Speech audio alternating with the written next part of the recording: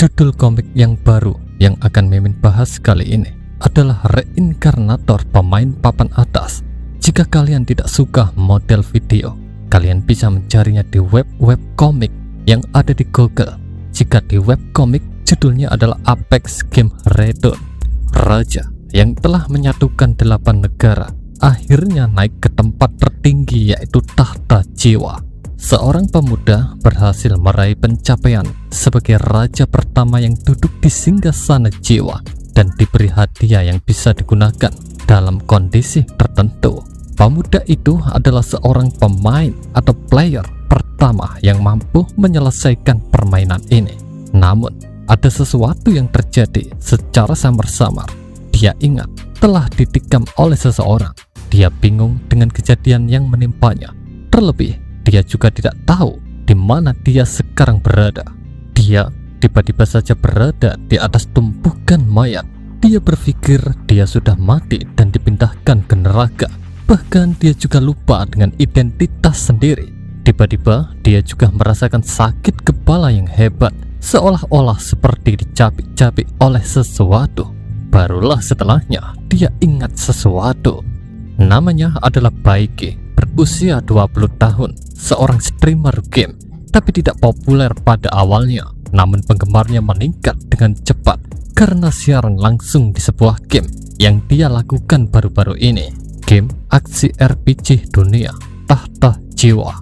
Game ini berlatar belakang fantasi barat abad pertengahan dengan alur cerita tabrakan yang tiba-tiba dari kapal alien yang canggih yang mengintegrasikan peradaban kuno dengan kekuatan teknologi masa depan. Sangat populer dan disukai oleh para playernya karena memiliki latar dunia dan alur cerita yang unik serta visualnya yang sangat luar biasa. Namun, tingkat kesulitan yang tinggi dari game ini juga membuat banyak pemain yang enggan mencobanya. Sejumlah besar dari mereka hanya berbondong-bondong untuk menyaksikan siaran langsung, menyaksikan berbagai aksi penyiksaan dan penderitaan yang dilakukan oleh tuan rumah saat bermain. Salah satu player yang melakukan siaran langsung adalah Baiki. Dia menikmati lalu lintas besar yang dia dapatkan dari sana karena keahliannya dalam melarikan diri dan memberinya pengalaman bermain game yang luar biasa dan mengejutkan bagi para penonton. Akan tetapi, ketika dia perlahan-lahan naik ke puncak, tiba-tiba saja dia terbunuh secara misterius. Dari perspektif yang sangat dimensional, game yang pernah dibuat adalah dunianya sendiri yang independen. Kematiannya telah memicu hadiah khusus yang sudah dia dapatkan dari tahta jiwa, kunci kelahiran kembali, dan pada akhirnya dia pun terlahir kembali di dunia tahta jiwa. Dia masih mendapatkan kesempatan untuk terlahir kembali, tapi dia merasa kesal karena tidak dilahirkan kembali di dunia yang penuh dengan wanita cantik seperti game percintaan. Dia tidak terima dilahirkan di dunia tahta jiwa yang terlihat menyeramkan seperti neraka. Daripada kesempatan, ini lebih mirip kesialan baginya. Dia sudah merasakan kengerian dan kesulitan dari saat dia bermain game ini sebelumnya. Sesuai dengan sifat game ini, game tidak memberikan keuntungan dengan mudah kepada playernya. Tiba-tiba saja suara misterius muncul. Itu disebut dengan suara sistem. Sistem itu memberitahu Baiki bahwa Baiki cukup melakukan yang terbaik dan duduk di singgasana jiwa sekali lagi. Dengan menjadi raja, Baiki akan mendapatkan hadiah yang lebih besar yang disebut dengan kunci perjalanan waktu. Game dan dunia akan memungkinkan dia untuk melakukan perjalanan waktu. Dia bisa memilih untuk kembali ke dunia aslinya. Meskipun Baiki sangat tertarik dengan hadiah ini, tapi dia merasa tidak akan bisa melakukannya. Menurutnya, dengan tingkat kesulitan yang sangat tinggi ini pada game tahta jiwa, seekor anjing biasa yang ada di jalanan pun bisa membunuhnya. Sistem itu membenarkan ucapan Baiki, tapi sistem itu tahu jika Baiki tidak sepenuhnya bodoh. Di semua tempat dunia game, di akun milik Baiki, ada 100 jenis tempat yang semuanya memiliki pencapaian yang lengkap. Baiki bisa menyelesaikan misi dan tujuan yang berbeda pada level yang berbeda. Dari 100 tempat ini, Baiki bisa mewarisi berbagai kemampuan dan peralatan mereka. Menurut Baiki, itu sangat bagus. Baiki adalah penggemar game. Dia tidak mengkhususkan siaran langsungnya hanya karena jenis permainannya yang populer. 100 game itu mencakup hampir semua jenis, dari yang populer hingga mahakarya tingkat AAA, yang khusus hingga yang diproduksi secara independen, dan bahkan permainan kata tanpa visual. Dan Baiki bisa menggunakan kemampuan dan perlengkapan karakter-karakter ini di dunia game ini. Dia juga bisa memilih untuk menjadi warga sipil biasa yang tidak memiliki kekuasaan. Pilihan terakhir ada di tangan Baiki. Menurut Baiki, seorang warga sipil terlihat aman dan bisa menghindari bos yang paling berbahaya. Tetapi sebagai warga sipil, Baiki harus menghadapi bahaya fatal seperti bencana dan kelaparan. Menurutnya, sistem itu sudah mempermainkannya. Dalam pemikiran Baiki, sistem itu sengaja melemparkan pilihan sipil hanya untuk membuatnya memilih jalan raja. Di dunia asalnya, Baiki sudah bekerja sebagai warga sipil biasa selama 20 tahun dan sekarang dia terlahir kembali. Jadi dia tidak mau melakukan hal yang sama lagi. Lalu Baiki bertanya kepada sistem. Pertanyaan itu adalah, apakah ada batas waktu dan hukuman yang terkait untuk jalan di jalan raja? Dan jawaban sistem adalah tidak ada batasan waktu dan hukuman. Setelah mendengar jawaban itu, Baiki pun menerima berada di jalan raja. Lebih tepatnya adalah memilih menjadi raja. Sistem pun menghilang dan Baiki dikejutkan oleh suara seseorang yang terjebak dan tergantung di atas dinding. Mereka itu dijebak oleh para pengkhianat dan berakhir seperti itu.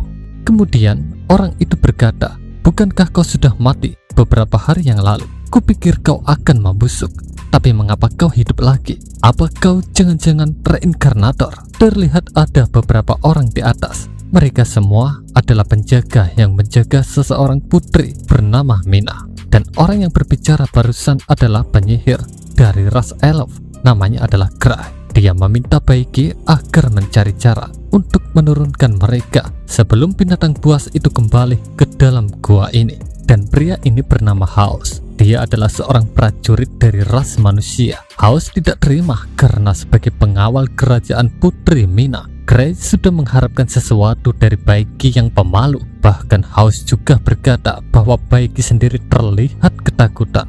Manusia kucing yang tidak terima disebut sebagai kucing karena dirinya lebih mirip kepada harimau. Bernama Dagu. Dia berasal dari ras kucing buas. Menurut Dagu, entah dirinya penjaga putri ataukah bukan, semuanya tidak ada gunanya di kondisi saat ini. Dan wanita ini adalah Mina, levelnya paling rendah di antara orang-orang. Mina adalah putri dari kerajaan bintang. Baiki ingat karena dia pernah mendengar nama Mina dan kerajaan bintang. Mereka seorang NPC game, tapi mereka dan tempat gua ini bukanlah sesuatu yang harus ditemui oleh player pemula.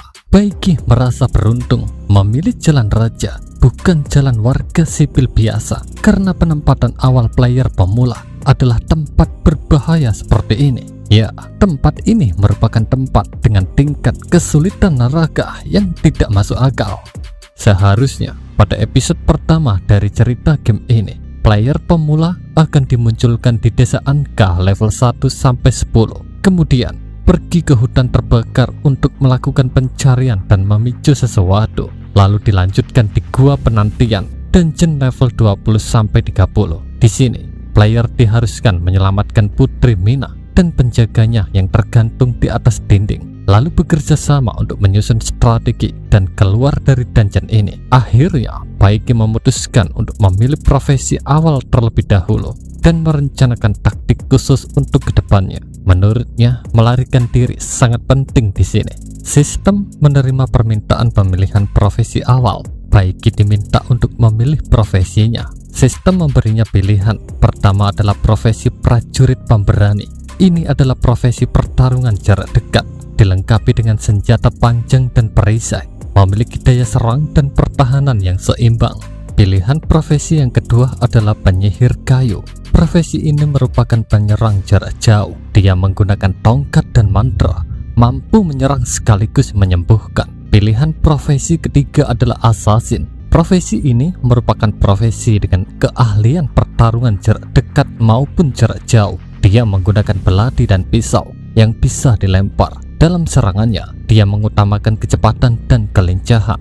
Profesi keempat adalah profesi elemental, merupakan profesi pertarungan jarak dekat dan jarak jauh. Dia menggunakan tongkat dan busur panah. Tipe ini bisa mengendalikan kekuatan elemen alam untuk serangannya. Pilihan profesi yang terakhir adalah orang buangan. Ini adalah profesi yang paling dibenci dan dicemooh banyak orang.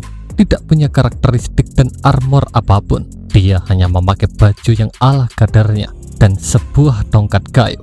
Sistem merasa bingung karena dengan begitu banyaknya pilihan profesi yang tersedia, Baiki malah memilih profesi buangan yang dianggap paling lemah dan susah untuk bertahan hidup. Padahal sistem berpikir jika Baiki akan memilih profesi lain kali ini.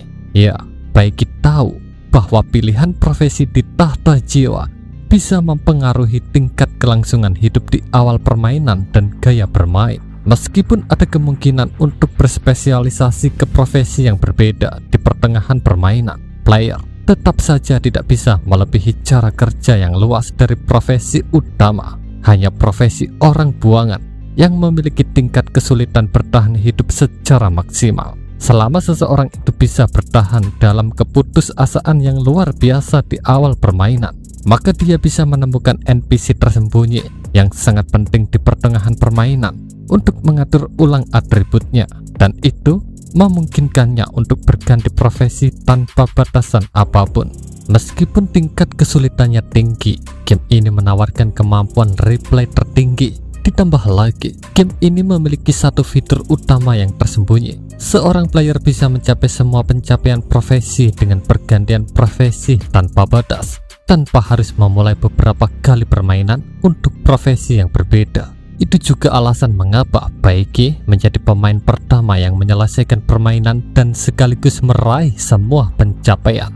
Di saat yang bersamaan, muncul sebuah misi. Misinya adalah bertahan hidup dan pergi ke pintu luar gua. Jika misi ini berhasil, dia akan diberi hadiah berupa poin, dan poin itu memiliki banyak manfaat di game ini. Lalu Baiki diminta menuju ke sebuah batu. Disitulah semua tali yang mengikat orang-orang berpusat. Baiki diminta memutuskan tali itu.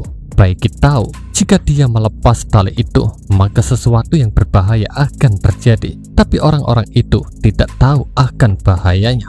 Jika Baiki memotong tali itu, mereka memang bisa lepas dan berharap bisa menyelamatkan diri. Tapi mereka tidak tahu bahaya yang akan datang setelahnya. Sesuatu yang mengerikan akan segera muncul. Ya, pemimpin klan binatang buas wabah yang dikenal dengan sebutan kapak darah bernama Modik akan muncul di sini. Lalu, Modik akan membunuh semuanya dan tidak ada satupun yang selamat. Inilah yang akan terjadi jika Baiki melepas tali itu sekarang. Kuncinya adalah keluar dari gua ini sendirian untuk mendapatkan hadiah pembuka akun. Mengenai apakah Baiki akan kembali lagi untuk menyelamatkan mereka ataukah tidak, itu urusan nomor 2. Meskipun mereka memang NPC yang penting, tapi Baiki berpikir bahwa kelangsungan hidupnya sendiri saat ini adalah prioritas pertama. Setelah tahu jika hal buruk akan terjadi, akhirnya Baiki tidak jadi melepas tali itu. Dia memilih pergi ke tempat yang lain. Ya, orang-orang itu terus mengoceh dan menghardik Baiki. Baiki tahu mereka akan seperti itu, tapi jika Baiki menjelaskan semuanya pun akan percuma, karena Baiki tahu bahwa apapun yang Baiki katakan, mereka tidak akan percaya begitu saja karena Baiki terlihat seperti orang buangan. Namun, mereka akan segera mengerti maksud Baiki setelah ini. Tidak lama setelahnya, masih di tempat itu, seekor monster kecil berlevel 5 lewat dan melihat ke arah Baiki. Monster kecil itu langsung membuka mulutnya dan menghampiri Baiki. Ya, pertempuran kecil seperti ini akan muncul dan tidak bisa dihindari. Meski monster itu berlevel 5, tapi bagi Baiki akan sangat menantang karena Baiki sendiri masih player pemula yang masih level 1. Meskipun terlihat mustahil untuk menang, bukan berarti Baiki akan kalah. Setiap serangan yang monster itu lancarkan berhasil dia hindari dengan sangat mudah. Orang-orang itu menyaksikan Baiki yang menghindari dua serangan. Menurut Dagu dari ras binatang buas, timing saat Baiki menghindari serangan itu sangat tepat. Ya, meskipun tidak ada bonus dari atribut peralatan profesional yang Baiki miliki, namun pertempuran yang tak terhitung jumlahnya sudah mengasah refleks dan pengalamannya. Monster kecil itu kesal karena serangannya tidak ada yang kena. Dia pun melempar bom ke arah Baiki dan sebuah ledakan pun terjadi. Namun hal mengejutkan terjadi. Baiki tiba-tiba saja muncul dari kobaran api itu dengan mode menyerang. Baiki berhasil mendaratkan tongkat kayunya tepat di wajah monster itu.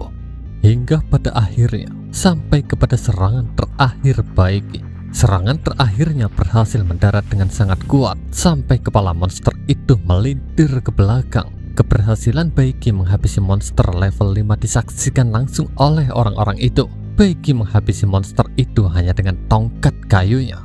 Meskipun Baiki bisa menghindari serangan monster itu karena pengalaman dan prediksinya, namun kesenjangan kekuatan telah memakan waktu lama hanya untuk menghabisi satu monster itu saja. Senjata kayu dan statistiknya masih sangat rendah. Tapi itu bukanlah masalah karena dia sudah memilih profesi ini, jadi dia harus beradaptasi dengan gaya bermain yang tidak konvensional. Baiki masih memerlukan 900 poin spirit lagi agar dia bisa upgrade level. Menurutnya, membunuh monster untuk naik level tidak efektif untuk sekarang. Tujuan utamanya adalah melarikan diri dari gua dengan cara tercepat dan teraman. Baiki pun mulai berdiri, dan orang-orang yang masih bergelantungan itu cemas jika Baiki pergi begitu saja. Mereka pun berusaha membujuk Baiki agar mau membantu melepaskan mereka. Bahkan mereka sampai menawarkan koin emas, equipment, dan apa saja yang Baiki minta. Tiba-tiba suara Mina sang putri dari kerajaan bintang mengejutkan penjaganya. Mina berkata agar Gray tidak lagi meminta dan mengganggu anak itu. Lalu Baiki pun menjawab ucapan Mina dan para penjaganya itu. Baiki berkata, "Aku punya rencana sendiri, tapi aku tidak akan memberitahu kalian. Bahkan jika aku bilang bahwa aku akan kembali untuk menyelamatkan kalian, kalian pasti tidak akan mempercayaiku." Menurut plot aslinya, bahkan jika Baiki tidak menyelamatkan mereka, mereka tetap akan menemukan cara untuk melarikan diri dengan sendirinya. Tetapi Baiki akan kehilangan beberapa pencapaian yang terkait dengan Putri Mina. Menurut Baiki, menyelamatkan mereka ataukah tidak semuanya tergantung apakah dirinya bisa keluar dengan lancar dan jenis hadiah yang akan dirinya dapatkan. Sekutu itu penting, tapi kelangsungan hidup sendiri adalah yang utama. Gua ini adalah dungeon terakhir di bab pertama game. Ada banyak hal baik yang tersembunyi di sini. Untuk mengumpulkan semuanya, Baiki harus menelusuri setiap sudut gua yang tersembunyi. Ada jalan yang efektif. Di jalan itu, dia akan menghadapi musuh terlemah dengan level paling rendah. Dan Baiki harus bisa menyelamatkan karakter kunci. Sampailah Baiki di sebuah tempat. Di depannya ada sebuah guci yang bisa mengeluarkan suara. Suara itu bisa mengenali kedatangannya Baiki. Dia juga tahu bahwa Baiki bukanlah monster. Dia juga meminta Baiki untuk mendekat.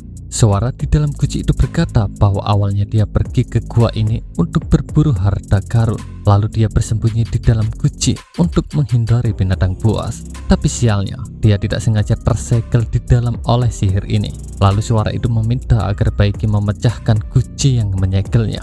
Setelah mengawasi sekitarnya aman dan tidak ada binatang yang buas, Baiki pun langsung memecahkan guci itu. Lalu muncullah seseorang setelah guci itu pecah. Seorang pria bernama Lucy, levelnya 27. Dia merupakan ras manusia dengan kelas yang tidak diketahui. Lucy tidak menyangka bahwa orang yang menyelamatkannya adalah orang buangan dengan level 1. Tapi hutang budi tetaplah hutang budi. Dia sanggup menerima permintaan apapun dari Baiki selama permintaan itu masih masuk akal. Lalu Baiki berkata bahwa temannya telah ditangkap oleh binatang buas di gua ini. Baiki ingin menyelamatkannya, tapi Baiki terlalu lemah. Baiki meminta agar Lucy bisa menyelamatkan mereka. Lucy mengakui keberanian Baiki. Lucy juga menerima permintaan Baiki. Lucy menyuruh Baiki untuk membawanya ke tempat teman-teman Baiki. Di tengah perjalanan, mereka tidak sengaja bertemu dengan monster. Monster yang mereka temui merupakan monster dewasa dengan level 18. Lucy peka dengan penciumannya. Dia bisa tahu bahwa monster itulah yang menyegel dirinya di dalam guci. Lucy berhasil mendaratkan serangannya tepat di bagian tengah monster itu. Lucy melanjutkan serangannya dengan memotong leher monster itu. Setelah mengalahkan monster itu dengan mudah, mereka pun kembali melanjutkan perjalanan. Sampailah mereka berdua di sebuah tempat. Lalu Baiki berkata bahwa dia mendengar suara teman-temannya di bawah sana. Baiki mengaku bahwa ia tidak tahu apakah temannya bisa bertahan. Baiki meminta kepada Lucy agar menemukan cara untuk menyelamatkan mereka. Tiba-tiba saja Lucy menandang Baiki dan berkata, itu mudah. Cara yang aku pakai adalah cara yang tercepat. Ya, Lucy menyadari bahwa Baiki adalah orang yang terlahir kembali atau reinkarnator. Itulah sebabnya dia dengan sengaja menendangnya masuk ke dalam jurang. Tiba-tiba saja Lucy dikejutkan oleh suara Baiki. Lucy tidak menyangka bisa mendengar suara Baiki setelah dia menendangnya jatuh ke dalam jurang. Baiki pura-pura menjadi orang yang polos. Baiki mengaku bahwa dia bukanlah orang yang terlahir kembali atau reinkarnator. Baiki juga mengaku jika dia melompat sendiri pasti akan mati.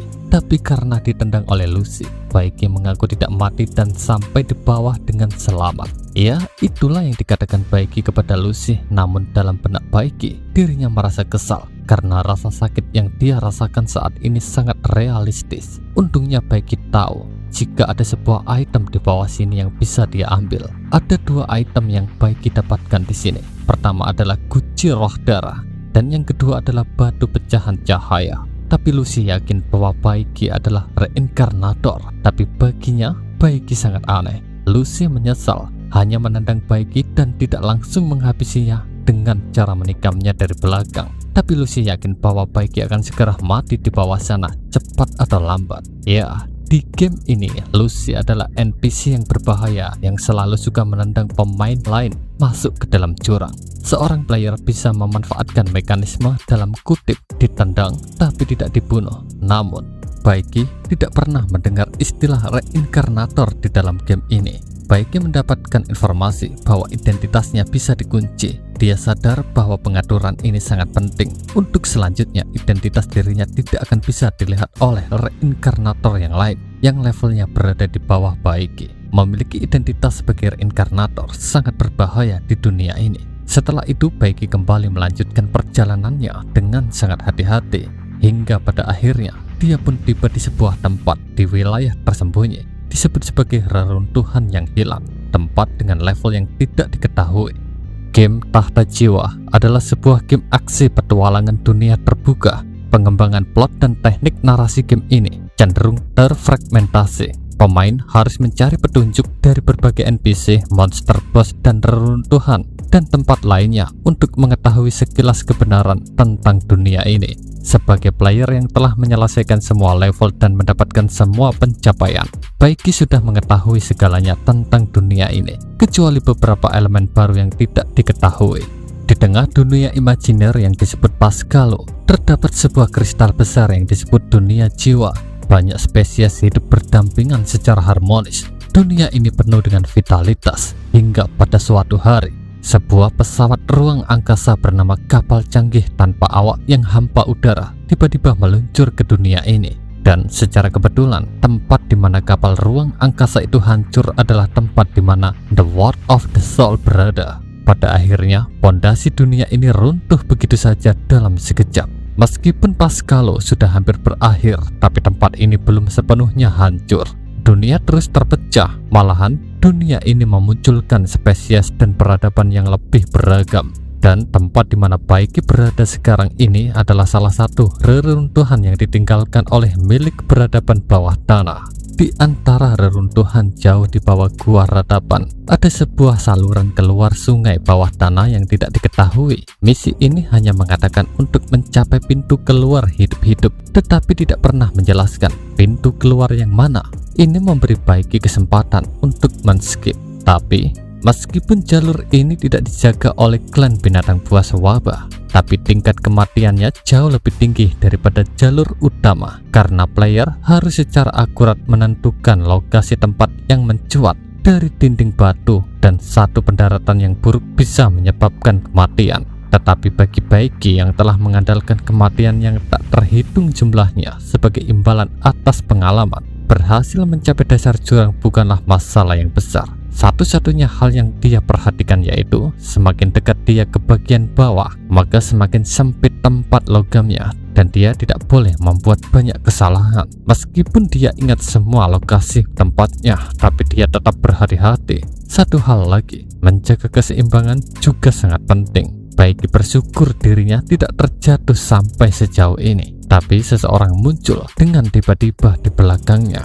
"Siapa?" ucap Baiki sambil mengayunkan tongkat kayunya ke arah belakang. "Siapa di sana?" ucap Baiki. Pria itu berasal dari ras manusia. Dia merupakan Ranger Elemental level 30. Namanya adalah Harvey. Dia memiliki niat yang sangat buruk. Dia terus terang akan menghabisi Baiki. Baiki ingat pria itu mirip sekali dengan mayat yang ada di sebelahnya saat Baiki jatuh ke dalam jurang sebelumnya. Harvey merupakan seorang reinkarnator Ranger Element di level 28. Harvey memiliki kemampuan blink. Dia bisa berpindah tempat di radius jarak tertentu dalam sekejap, dan tebasannya mengenai tubuh Baiki dan menguras HP Baiki sampai setengahnya. Sambil menahan rasa sakit, Baiki berkata bahwa dirinya tidak pernah menyinggung Harvey sebelumnya. Terlebih sesama orang yang terlahir kembali, menurut Baiki saling membantu adalah pilihan terbaik. Marvin memberitahu bahwa orang yang terlahir kembali adalah musuh semua orang. Akan tetapi musuh terbesar orang yang terlahir kembali adalah sesamanya, yaitu sesama reinkarnator.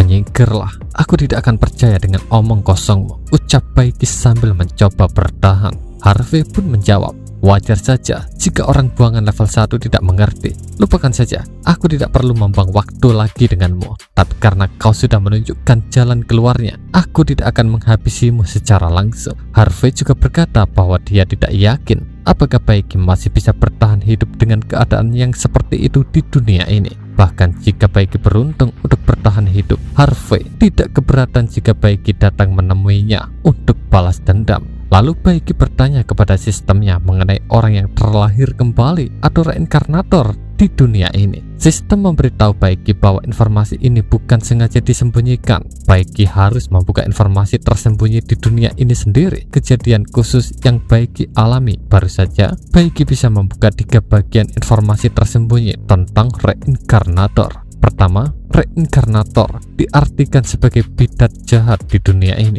dan dibenci oleh semua spesies di dunia ini. Alasannya belum terungkap. Ada banyak hal kejam dan persaingan antara sesama orang reinkarnator, dan tujuan dari hal ini pun juga belum terungkap. Sistem memberitahu bahwa Baiki tidak hanya bisa mendapatkan poin jiwa dan poin pengalaman yang sangat besar, tetapi juga bisa mendapatkan poin jiwa darah. Informasi kedua adalah identitas orang yang terlahir kembali adalah nama kolektif untuk orang-orang reinkarnator di dunia ini, tetapi mereka tidak terbatas pada satu spesies. Reinkarnator dibangkitkan secara acak menjadi makhluk dengan spesies yang berbeda, jenis kelamin berbeda, pekerjaan atau profesi yang berbeda, identitas yang berbeda, dan level yang berbeda. Dan reinkarnator dengan level yang rendah akan sangat mudah dideteksi oleh reinkarnator lainnya yang memiliki level lebih tinggi hanya dengan sekali pandang. Setiap profesi memiliki informasi unik tentang dunia ini, kecuali profesi orang buangan. Profesi orang buangan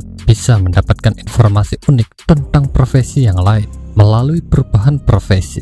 Adapun perbedaan antara sistem masing-masing dari orang yang terlahir kembali, informasinya masih terkunci. Ya, padahal dia hampir mati, tapi informasi seperti itu tidak berguna baginya. Awalnya Baiki pasrah, tapi tekadnya untuk bertahan hidup pun kembali. Baiki merasa dirinya sudah diberi kesempatan untuk terlahir kembali meski di dunia game ini, tapi dia ingin berusaha mempertahankannya sampai batas kemampuannya. Tidak peduli seberapa sakitnya, Baiki bertekad untuk bertahan. Tindakan kali ini adalah taruhan terakhirnya. Pada akhirnya, Baiki sampai ke bagian dasar tempat ini. Dia mendarat dengan bagian punggungnya dulu. Baiki berhasil selamat dan pintu keluarnya berjarak 10 meter darinya. Dia berencana merangkak menuju pintu itu, tapi tiba-tiba dia mendengar suara dan mencium sebuah aroma.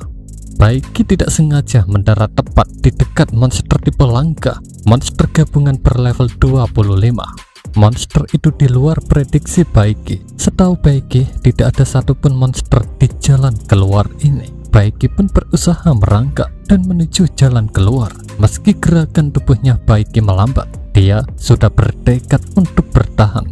Tapi tiba-tiba saja monster itu bertransformasi ke bentuk kedua. Mereka berubah menjadi kepingan-kepingan monster kecil dan mengepung Baiki. Lalu Baiki ingat dan curiga kepada Harvey. Reinkarnator yang baru saja dia temui itulah yang sengaja menggiring monster ini ke tempat ini. Kemunculan Harvey sangat mengacaukan situasi yang sudah Baiki atur sebelumnya. Menurut situasi saat ini, hanya ada satu cara untuk mengakhiri semuanya, yaitu kematian. Itu adalah situasi untuk player biasa yang tidak punya pengalaman. Akan tetapi Baiki sudah ratusan, bahkan ribuan kali memainkan game ini. Lalu Baiki masuk ke dalam sungai. Itu adalah sungai bawah tanah yang muncul karena mutasi dan polusi selama ribuan tahun, lalu menjadi sungai asam yang kuat yang bisa menelan hampir semua makhluk hidup. Meski Baiki harus menerima rasa sakit yang luar biasa saat masuk ke sungai ini, tapi itu tidak buruk dibandingkan dengan mati konyol dimakan monster. Tekad yang Baiki miliki untuk hidup di sini sangatlah tinggi. Baiki masih bisa bertahan di sungai ini meski dengan rasa sakit, tapi itu tidak dengan monster. Begitu monster itu masuk, maka kulit mereka akan terkelupas dan mati. Baiki memanfaatkan kesempatan ini untuk bergerak menuju ke pintu keluar. Meski dia bisa memulai lagi kehidupannya di sini, tapi dia tidak mau jika dirinya hidup dengan cara yang sama seperti yang dia lakukan di kehidupannya yang sebelumnya, yaitu menjalani kehidupan yang penuh dengan rasa frustasi dan keputusasaan. Sedikit kisah tentang Baiki di dunianya. Dia lahir di dunia pegunungan yang miskin. Dia berpikir bahwa jika dia diterima di sekolah menengah atas di kota, maka dia akan bisa mengubah masa depannya dengan belajar bersama orang lain. Itulah sebabnya akhirnya dia pergi meninggalkan ibu dan rumahnya. Pekerjaan pada waktunya sulit dan berat, dan dia juga harus menghadapi tekanan karena harus belajar. Tapi dia tidak pernah mengendurkan tekadnya karena dia masih memiliki harapan. Hingga pada akhirnya dia diterima di universitas impiannya. Tapi sayang seribu sayang, ibu tercintanya menderita penyakit yang mematikan saat itu. Pada akhirnya dia melepas sekolahnya. Dia kembali bekerja keras dan meminjam uang untuk biaya pengobatan ibunya. Tapi pada akhirnya Baiki tetap tidak bisa menyelamatkannya. Tapi Baiki tetap harus menjalani kerasnya kehidupan ini. Bekerja paruh waktu dan streaming game telah menjadi bagian dari hidupnya. Ya, meskipun tidak ada yang spesial dari streamingnya, tapi jumlah penontonnya melonjak saat dia memainkan satu game tertentu. Tetapi ketika dia akan mencapai puncak hidupnya, tiba-tiba saja dia meninggal secara tidak terduga. Meskipun dia sudah tidak terlalu peduli dengan konsep hidup dan mati. Lalu setelahnya dia dikejutkan sesuatu. Dia terlahir kembali ke dalam permainan yang sangat dia kenal. Dia merasa dijebak di awal permainan ini dan harus menanggung rasa frustasi sampai detik ini. Dan sekarang dia tidak mau mati sebelum dia menjadi raja di tempat ini. Pada akhirnya Baiki berhasil. Baiki diberi hadiah oleh sistem, yaitu berupa poin pembuka akun sebanyak 1 poin. Kemudian sistem memberinya pilihan. Pertama adalah membuka 25% penggunaan item di inventaris akun gamenya sebelumnya, bersifat acak dan tidak ada batasan tingkat penggunaan. Yang kedua adalah membuka kunci akun game baru secara acak dan 25% hak penggunaan item dan skill yang sesuai. Baiki memilih opsi pertama. 25% dari item dalam penyimpanan akun Baiki sebelumnya langsung terbuka. Seluruh tubuh Baiki dikerumuni dan digigit oleh monster itu. Tapi tiba-tiba sebuah efek cahaya mulai terlihat. Baiki menggunakan sari darah suci. Itu merupakan item level tinggi dan bisa dikonsumsi. Baiki mengkonsumsi itu sehingga HP-nya langsung pulih 100% dalam sekejap dan meningkatkan level puncak sebesar 30 poin secara permanen. Baiki juga menggunakan set item bayangan yang haus darah. Itu adalah set profesi hidden assassin, memiliki niat membunuh jauh di dalam bayangan. Saat Baiki menggunakannya, maka kelincahan dan kecerdasannya meningkat pesat. Selain itu, profesi ini juga memiliki efek khusus, yaitu sengatan bayangan. Dia juga menggunakan sebuah pisau pembunuh berwarna merah tua, senjata terbaik untuk assassin tersembunyi dengan kecepatan tinggi dan daya bunuh yang kuat. Belati itu juga memiliki skill yang disebut dengan api merah tua. Baiki bersyukur bisa bertahan hingga akhir. Sekarang dia sudah siap memberikan perlawanan kepada monster-monster itu. Dia pun melesat sambil mengayunkan belatinya. Daripada mengambil resiko membuka akun baru, mewarisi properti dari akun asli miliknya adalah pilihan yang tepat. Meskipun hanya 25%, itu sudah cukup untuk tahap pertengahan awal karena yang Baiki simpan di dalam inventarisnya adalah item dan peralatan berkualitas tinggi. Monster itu kembali melakukan fusion dan menjadi besar seperti sebelumnya. Di saat yang bersamaan, sistem memunculkan misi tersembunyi. Misinya adalah menghabisi monster itu. Baiki pun bersiap dengan double daggernya. Baiki terlihat bersemangat karena hadiah misi yang ditawarkan sangatlah bagus. Dia pun mengaktifkan kemampuan tempur api merah. Lalu dia pun melesat ke arah monster itu. Baiki sudah tahu bagaimana cara musuhnya menyerang. Selama Baiki cukup cepat, dia bisa menanganinya. Sambil melesatkan serangannya, Baiki berkata, "Penderitaanku yang kau berikan kepadaku akan kubayar 2 kali lipat." Serangan Baiki menyebabkan luka bakar api merah. Api merah akan meledak di luka yang terpotong. Kerusakan akan berlangsung selama 15 detik. Selain ledakan, sayatan keterampilan tempur Hidden Assassin akan menyebabkan rasa sakit yang luar biasa. Baiki melanjutkannya dengan serangan formasi bayangan. Ini adalah keterampilan tempur pamungkas dari Hidden Assassin. Baiki bisa membuat beberapa cloningan bayangan yang semuanya akan fokus kepada target, dan klon bayangan itu kebal terhadap semua serangan fisik dan magic selama 5 detik. Dan pada akhirnya, Baiki berhasil menghabisi monster elit kelas langkah gigi bergoyang. Dia menerima hadiah poin jiwa 2 kali lipat. Totalnya 18.000 poin jiwa. Dia juga mendapatkan prestasi, yaitu cahaya yang redup biasanya lebih kuat dari api yang berkobar. Selain itu, level Baiki juga meningkat 8 level sekaligus. Naik level di tahta jiwa sangat sulit. Dia pernah merangkum aturan dan nilai untuk mendapatkan poin jiwa dan naik level selama siaran langsung permainan. Meskipun tidak memiliki arti yang substansial, hal itu bisa diterima dengan baik oleh para penontonnya. Sekarang, Baiki juga mendapatkan hadiah tambahan berupa koin emas, botol kristal filtri, dan item doa. Botol kristal itu bisa digunakan untuk memulihkan 30% HP. Item doa bisa memanggil pisau tajam yang akan menembus ruang 3 dimensi di sekitar tubuh Baiki dengan luas 3 meter.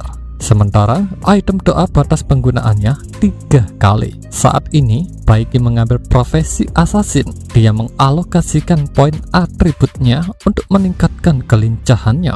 Setelah itu dia mengecek 25% item yang terbuka di inventorinya. Ya, Baiki memiliki banyak senjata berkualitas tinggi, tapi dia belum membuka semuanya karena masih terkunci. Tapi untungnya selain set baju Hidden Assassin yang dia gunakan saat ini, dia juga membuka 2 set baju yang berkualitas tinggi lainnya. Set baju tipe Berserker, disebutnya armor darah naga, bisa digunakan saat Baiki meminum darah naga. Merupakan armor kelas tinggi dengan kekuatan dan daya tahan yang tidak dapat dikendalikan oleh orang biasa. Membawa pedang yang terbuat dari tulang belakang naga, bisa memotong kulit naga yang keras yang tidak bisa dihancurkan oleh senjata apapun. Baju yang kedua adalah baju set tipe magic, disebutnya sebagai baju dewa bintang langit. Bisa digunakan oleh Baiki saat statistik kecerdasannya mencapai 100 poin atau lebih. Memiliki tongkat terbaik bernama suara luar angkasa yang terbuat dari meteorit emas dari alam semesta. Bekerja dengan sangat baik ketika dipasangkan dengan sihir bintang. Meski 2 baju berkualitas tinggi ini belum bisa dia gunakan sekarang, tapi item lain yang sudah terbuka sudah bisa mempertahankan kelangsungan hidupnya di tahap awal permainan. Berdasarkan pemahaman Baiki tentang permainan ini, menjadi serigala tunggal tidak akan menimbulkan masalah. Tetapi sekarang ada elemen yang tidak pasti dari orang yang sama dengannya, yaitu orang yang terlahir kembali lainnya. Sebelum mendapatkan informasi yang banyak tentang orang yang terlahir kembali lainnya, menurut Baiki akan lebih baik untuk bergabung dengan kelompok Putri Mina dan mengambil resiko bersama sambil mengumpulkan informasi. Sesuai dengan plot aslinya, selama Baiki memilih untuk menyelamatkan Putri Mina, maka mereka juga akan menjadi backup dan menjadi bantuan yang penting di tahap selanjutnya. Bahkan, jika mereka tidak memerankan peran mereka sesuai dengan alur cerita dan malah mengkhianati Baiki serta mencoba membunuhnya, Baiki sudah siap karena dia sudah memiliki kemampuan untuk melawan dan melindungi dirinya sendiri sekarang. Baiki pun sudah memutuskan untuk bergerak dan menyelamatkan Putri Mina dan para penjaganya itu. Tapi perjalanannya tidak akan mulus. Dia harus bertarung setiap kali dia bertemu dengan monster. Baiki yang sekarang sangat berbeda dengan Baiki yang sebelumnya. Dia bisa melawan monster-monster itu dengan sangat mudah. Tapi pertarungannya dengan monster tidak sia-sia karena levelnya bisa naik 2 level sekaligus. Sekarang levelnya adalah level 10 dan sistem reputasi diaktifkan. Dia bisa memilih dengan siapakah dia akan bersekutu dan bermusuhan. Karena Baiki bisa melihat apakah orang itu memusuhinya atau ingin bekerja sama dengannya. Lalu Baiki pun mulai mengecek sistem memunculkan informasi dari kubu Putri Mina. Disebutkan bahwa perilaku putus asa Baiki sebelumnya sudah membuat reputasi Baiki jelek di mata mereka. Ya, sistem reputasi ini adalah pengaturan baru lainnya yang tidak ada di game aslinya. Meski hasilnya bahwa reputasi Baiki sangat buruk di hadapan kelompok Putri Mina. Selain perilaku putus asa dari Baiki, kelompok Putri Mina juga tahu bahwa Baiki adalah orang yang terlahir kembali. Dan di mata mereka, orang yang terlahir kembali biasanya fokus dengan kepentingan dirinya sendiri dan cenderung memiliki niat yang jahat. Tetap saja orang-orang ini masih bergosip buruk tentang Baiki yang seorang buangan itu. Tepat setelah mereka menggosipkan Baiki, tiba-tiba ada Dager yang melayang dan memutuskan tali yang mengikat mereka. Dan brak, mereka terjun bebas ke tanah. Tidak lama setelahnya, Baiki muncul dan mendekat ke arah mereka. Mereka juga tahu bahwa itu adalah Baiki karena mereka masih mengingat dengan jelas suara Baiki. Lalu Baiki memberitahu mereka bahwa bos monster akan segera muncul di sini. Baiki meminta mereka untuk menyiapkan diri melawan monster itu. Kelompok Putri Mina masih meragukan niat Baiki. Mereka masih curiga dengan motif Baiki untuk menyelamatkan mereka. Meski begitu, mereka tetap berterima kasih kepada Baiki. Baiki pun berkata bahwa saat ini bukan waktunya untuk berterima kasih karena bahaya akan datang 40 detik lagi. Baiki juga menyuruh mereka agar menyiapkan senjata dan kabur dari sini bersama-sama. Tapi para penjaga Putri Mina mengoceh dan berkata buruk kepada Baiki. Mereka menilai sikap Baiki tidak sopan kepada Putri Mina. Baiki merasa bahwa bahasa yang sengaja dirinya provokatif memiliki efek yang luar biasa. Lalu Baiki bergerak dan menyuruh mereka untuk mengikuti dirinya. Lalu sang putri menyuruh para penjaganya masuk dalam mode pertempuran. Kata provokatif sengaja Baiki keluarkan untuk menilai mereka. Hasilnya mereka cocok dijadikan sekutu. Kepribadian Putri Mina tidak berubah dan dia masih tetap adil seperti biasanya. Dan permusuhan para pengawalnya terhadap Baiki hanya karena tindakannya sebelumnya, bukan karena identitas Baiki yang sebagai seorang yang terlahir kembali. Baiki berharap dirinya dan mereka bisa bekerja sama dalam pertarungan bos yang akan datang. Kemudian Baiki melempar perangkap petir yang bisa menyebabkan sensasi mati rasa seperti sengatan listrik yang menjalar ke seluruh tubuh sampai mati. Begitu diinjak akan membuat ledakan petir. Pertempuran tahap pertama sudah tiba. Baiki meminta waktu 3 menit untuk melakukan sesuatu. Dan dalam waktu 3 menit, kelompok Putri Mina harus bisa bertahan. Tidak lama setelahnya, monster itu muncul dengan kecepatan tinggi dan mendarat dengan sangat keras. Monster itu mendarat tepat di atas ranjau yang sudah disiapkan oleh Baiki sebelumnya. Tentu saja kelompok Putri Mina terkejut. Selain bisa memprediksi kemunculan bos, bahkan lokasi munculnya sangat tepat sehingga dia menginjak ranjaunya. Setelah itu, Mina memberi perintah agar mereka memfokuskan serangan dan tembakan untuk melumpuhkan monster itu. Tapi monster itu lebih dulu melesatkan pukulan dan Haus yang berada paling depan menahannya dengan perisai miliknya. Yang lain mulai melancarkan serangan, tapi serangan mereka tidak berhasil melukai monster itu. Monster itu berkata, "Jika kalian ingin bertarung, tunjukkan keterampilan kalian yang sebenarnya. Serangan sepele ini, apakah kalian sedang meremehkanku? Apakah kalian pikir kalian bisa membatasi gerakanku dengan cara ini? Menghindar? Ya, itu benar. Larilah seperti tikus dan ketakutan. Itu adalah pilihan terbaik kalian. Aku akan mempermainkan kalian sampai mati, lalu menggunakan rasa sakit dan jeritan kalian sebagai bumbu yang paling lezat, menikmati rasa dari tubuh kalian yang hancur." Kelompok Mina masih berusaha bertahan. Mereka juga bertanya-tanya kemanakah perginya Baiki sekarang. yang katanya akan datang membantu. Mina menyuruh mereka untuk mencari cara agar bisa melakukan perlawanan. Monster itu tiba-tiba saja mengincar Mina.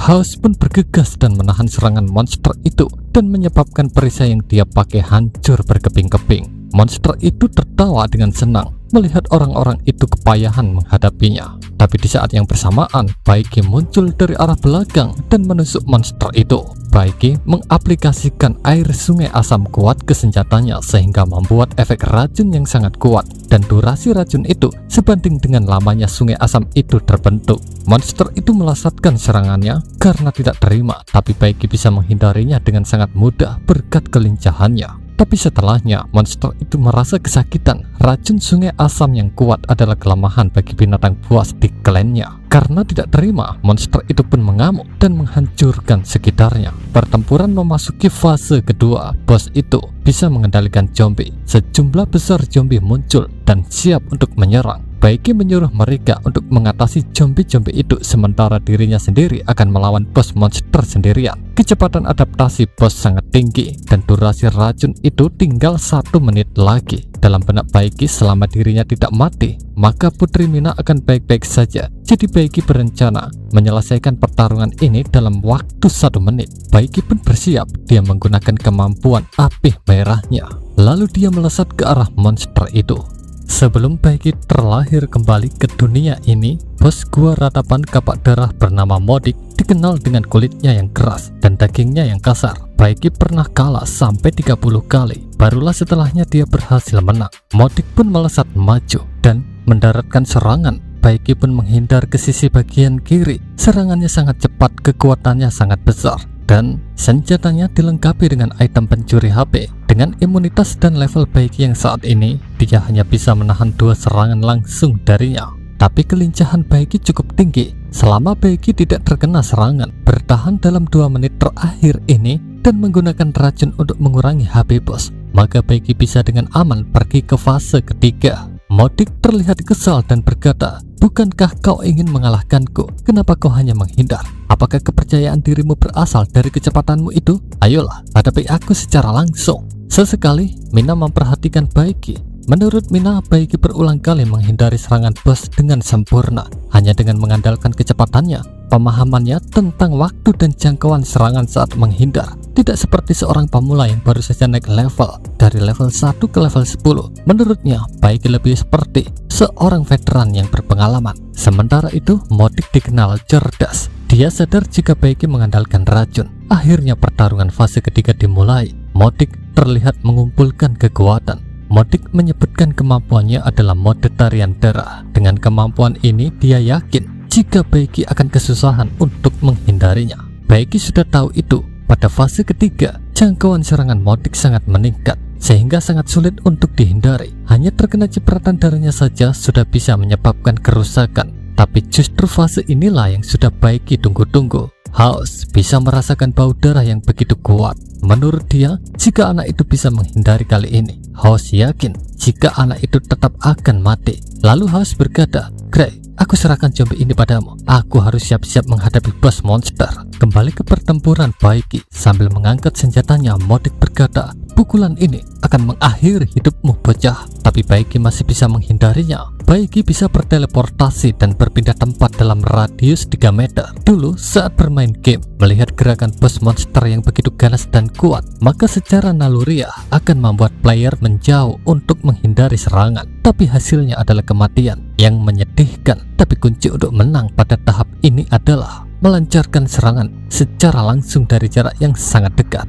Karena dalam fase ketiga, kecepatan serangan bos melambat dan pertahanannya juga berkurang. Memanfaatkan sengatan bayangan untuk memasuki radius tertentu di sekitar bos dan melancarkan serangan. Sisanya tinggal menunggu siapakah yang bisa bertahan lebih lama. Ya, teriakan bos yang kesakitan mengejutkan para penjaga putri. Mereka berpikir jika Baiki bisa membalikkan keadaan. Menurut mereka, Baiki seakan-akan mengetahui kelemahan bos itu.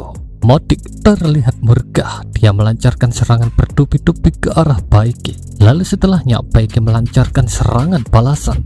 Modik merasa terpojok. Akhirnya dia menggunakan itemnya. Itu adalah rune penghisap darah. Tiruan dari item luar angkasa. Rune itu bisa menyerap darah dari tubuh target yang dikendalikan untuk memulihkan HP Modik. Baiki pun nampak terkejut. Setahu Baiki, bos seharusnya tidak memiliki kemampuan seperti ini. Ini adalah kemunculan pengaturan yang tidak ada di game aslinya, terutama di saat-saat kritis seperti ini, momen kematian. Tapi tiba-tiba muncul sebuah sihir. Itu adalah sihir penghalang terlarang.